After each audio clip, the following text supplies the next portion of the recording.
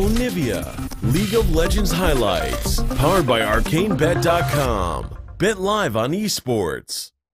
For MVP, they've thought long and hard about this, or maybe not thought about it much at all. Maybe they didn't have to. The J4 comes in immediately. We get 9 out of the 10 champions we saw in Game 1. Only big change. Koro. Spirit inches in from the sidelines. Ian gonna go ahead. Poppy gets slowed up by the cripple. They're jumping in, trying to finish him off. Flash over the wall is Koro, but he gets locked up immediately by the Cocoon. Doesn't have the ultimate, nowhere near level 6 yet, and he gets taken out. The first blood coming in for Beyond. MVP kicking things off very nicely. And around as Beyond finds him, so maybe just the 2v2. He's gonna jump forward, has a lot of damage to offer up onto the Lease. Comes in with a repel, Cataclysm comes down, Spirit able to flash to the side, keeps himself safe from that one, but here comes Ian over the wall, can't find the connection to finish off the Lee Sin, and Marin is able to take out Beyond.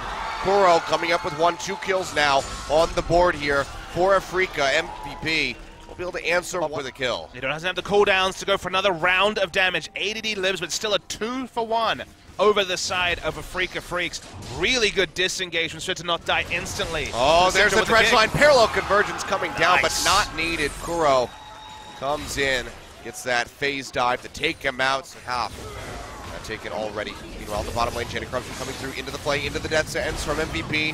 Go ahead, draw in the Elise. Cocoon lands, and Kramer goes down. Beautifully executed from the bottom lane and jungler. Great to see Beyond varying things. Ready now, Max going to be the one potentially caught out. Dredgeline won't catch him though. Just clips the wall as Marin drags himself just a little bit closer, but now ADD taking up the front line. Tucson going to be eating that unleashed power here from Ian. Shields coming through, keeping himself alive, but Marin has gone down in the meantime. Now looking through Spirit, plays him back in. The box comes down, and Maha picks up the kill. 2 over to MVP so far. Maybe a first break if they can finish chunking out the rest of the Afreeca. Just a cloud, Drake, so not the ocean.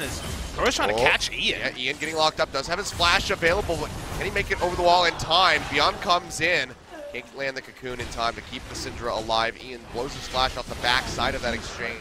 Offer up some assistance, but with how low this turret is, gonna have to pop everything to try to keep this one alive. Cocoon coming through, Beyond gonna juke out on that depth charge as he comes in. That's gonna be Kramer already going down as they jump into the back line. Now Marin getting hooked up by the Thresh as all of MVP arrive.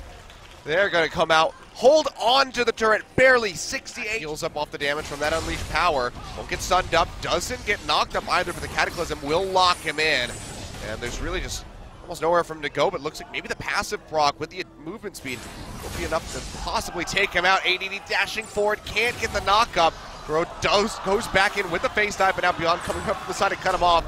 This is going to be a grand chase. He goes down in the end as Beyond claims the kill. But now Afreeca, now with the Mountain Drakes coming through, MVP knocking down these remaining structures is going to be that much easier.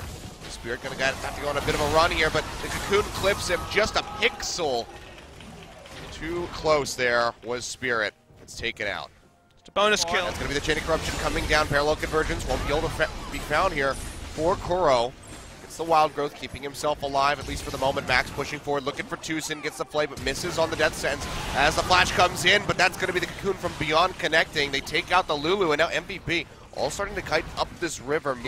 Baron going low, look for Spirit on the backside, dashes in, gets targeted out, hasn't gone down yet. The Baron goes low, still able to be picked up by MVP as Maha, of all people, finishes it off. But now MVP need to get out of here safely. Death Sentence connects onto Marin as they just go ahead and try to re-engage this one. It's Kramer all on his lonesome. And Marin here so far. TP coming through from ADD, trying to join in. So it might have gotten interrupted. Yes, it was the Ash Arrow stopping it from coming through, but MVP might still have the upper hand. Kick coming in as Ian gets pushed into the front line. He's trying to snipe out Koro. He dashes in with a face dive and takes out the Syndra, but now ADD wrapping it around from the mid lane arrives, locks down Marin, helps put 3 kills on the board, and MVP at this point are just steamrolling their way to a 2-0 victory. Yeah, 4 members with Baron going to ride and take at minimum. Trying to clear out those waves desperately. He will go ahead, walk up towards the mid, try to hold on to the turret as best he can, toss out the dredge line, only finds ADD, but the death sentence comes through, they lock him in, they drop the box, he's still tanky as hell on the Nautilus, has not gone down yet, by some very valuable time for Afreeca Freecs, but it's just not going to be enough. He and Spirit fall, the turret goes down, and now MVP, if they can continue, but the damage just is not there.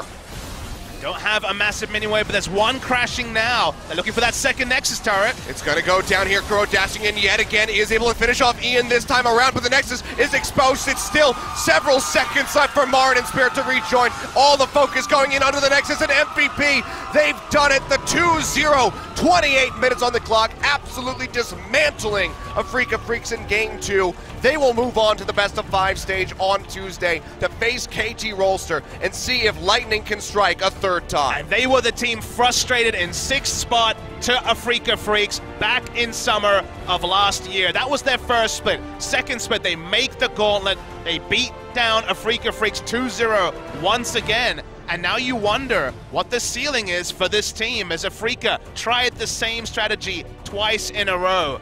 First time, got close, couldn't quite do it. Second time, much cleaner performance in the early game from Afreeca Freecs, from the MVP, actually allows them to take down Afreeca Freecs much more comfortably. This was pretty much comfort for MVP. You can see the frustration on the signs of Afreeca Freecs. They thought they'd rewritten their history. They actually made the gauntlet against expectation, with Longzhu falling away, with other teams falling away. 2-0 at the first round of asking, and now a tantalizing match between MVP and KT Rolster.